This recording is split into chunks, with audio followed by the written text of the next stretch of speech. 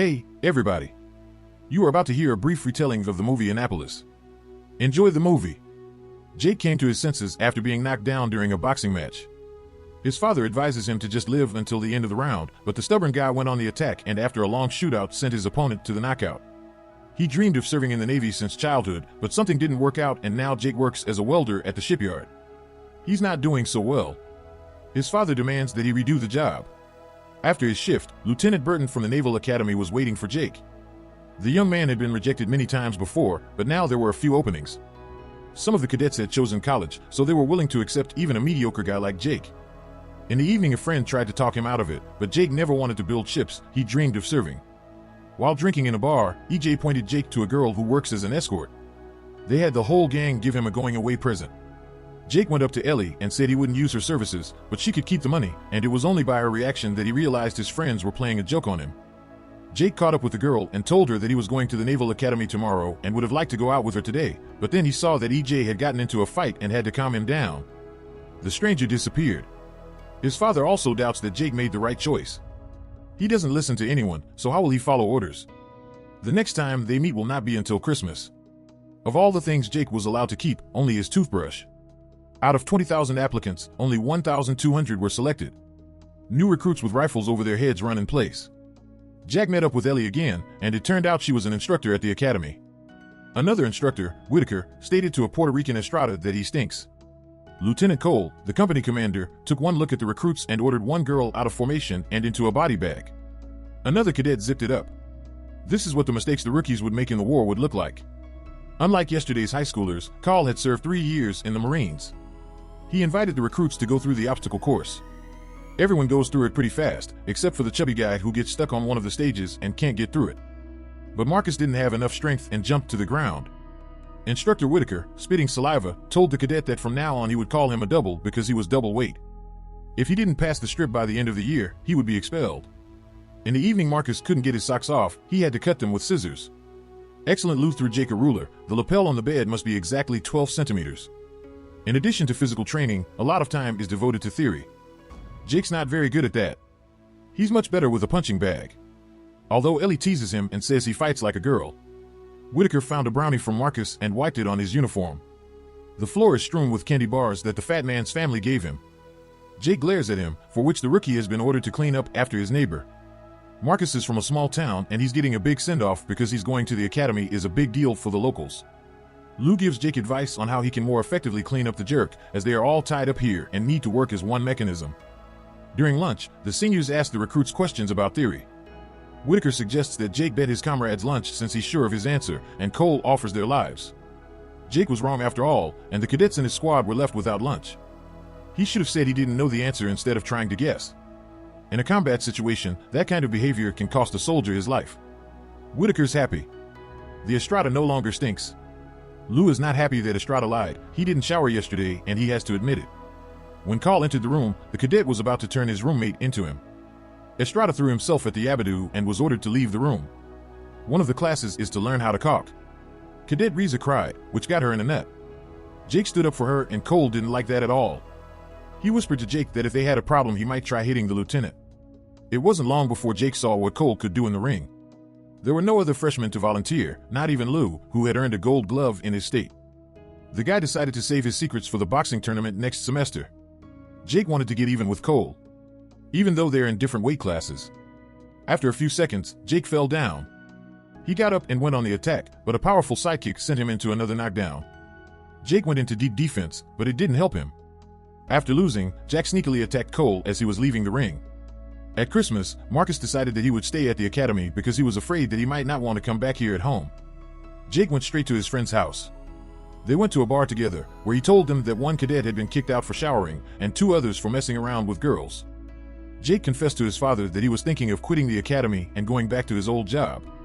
Dad promised to make it happen. After his shift, the kids saw the date sheet.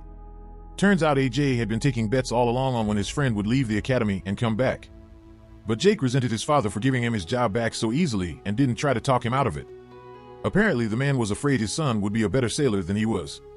Except his father hadn't given up on him, unlike Jake.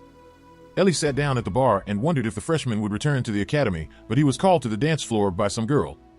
Ellie decided to beat her off and flirt with him some more. After the vacation, Lieutenant Burt reports who didn't return to the academy. Among them was Jake, but the guy showed up and stood next to his classmates in civilian clothes. He's been summoned by Cole to talk to him.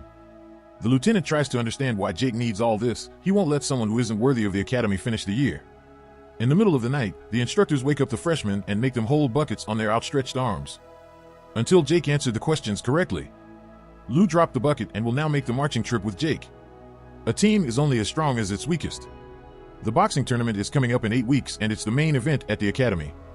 Everyone is equal in the boxing ring, regardless of rank or position.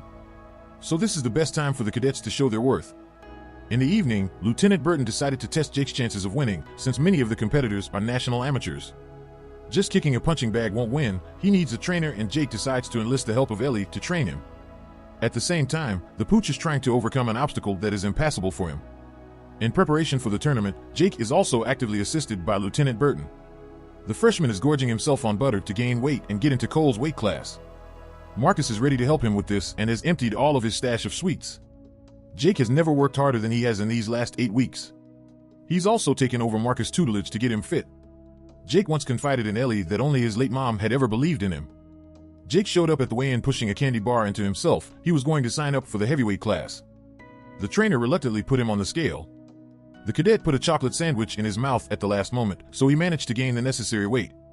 The preliminary round of the tournament began. Whitaker and Cole had no trouble taking out their opponents. Jack had his first fight with arrogant Lou. The opponent aggressively went forward and then relaxed, opened up, and began to wiggle. He shouldn't have taken Jake seriously, because of which he was knocked out with one blow to the head. No one expected this outcome, and Cole realized that Salaga had learned a thing or two. Cadets are forced to do push-ups in the pouring rain and answer theory questions at the same time. Jake tightened his knowledge, but because of his long language he was left alone on the training ground for additional exercises. His classmates supported him and joined Jake.